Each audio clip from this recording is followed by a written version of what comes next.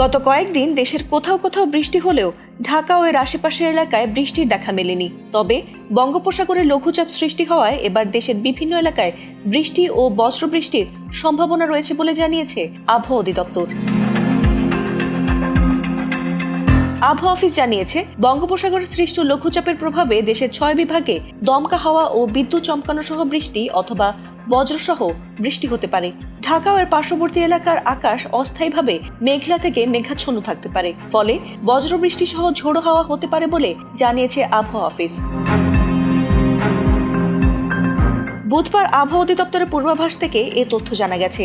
আবহাওয়ার পূর্বাভাস অনুযায়ী ঢাকা ও এর পার্শ্ববর্তী এলাকার আকাশ অস্থায়ীভাবে মেঘলা থেকে মেঘাচ্ছন্ন থাকতে পারে। এ সময়ের মধ্যে বৃষ্টি সহ বজ্রবৃষ্টি হওয়ার প্রবল সম্ভাবনা রয়েছে।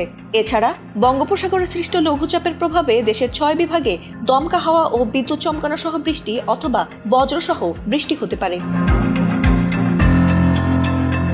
একই সঙ্গে দক্ষিণ বা দক্ষিণ পশ্চিম দিক থেকে ঘন্টায় 10 থেকে 15 কিলোমিটার বেগে বাতাস প্রবাহিত হতে পারে, যা অস্থায়ীভাবে দমকা অথবা ঝোড়ো হাওয়া হিসেবে ঘন্টায় 40 থেকে 50 কিলোমিটার পর্যন্ত বাড়তে পারে বলে আশঙ্কা রয়েছে।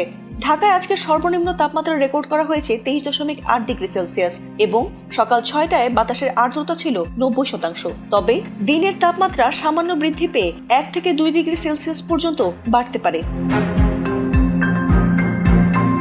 এদিকে সারা দেশে সামগ্রিক সিনেপ্টিক অবস্থায় দেখা যাচ্ছে লঘুচাপের বর্ধিতাংশ পশ্চিমবঙ্গ ও তৎসংলগ্ন এলাকায় অবস্থান করছে এবং মৌসুমের স্বাভাবিক লঘুচাপটি দক্ষিণ বঙ্গোপসাগরে বিরাজ করছে। এর প্রভাবে বুধবার সন্ধ্যা 6টার মধ্যে রাজশাহী, রংপুর, ঢাকা, ময়মনসিংহ, চট্টগ্রাম ও সিলেট বিভাগের কিছু কিছু জায়গায় অস্থায়ীভাবে দমকা হাওয়া ও বিদ্যুৎ চমকানো সহ বৃষ্টি অথবা বজ্রসহ বৃষ্টি হতে পারে। দেশের অন্যান্য অঞ্চলে আকাশ আংশিক মেঘলা থাকলেও আবহাওয়া প্রধানত শুষ্ক থাকার সম্ভাবনা রয়েছে বলে জানিয়েছে আবহাওয়া অফিস। ফাতিমা সুলতানা, এটিএন বাংলা।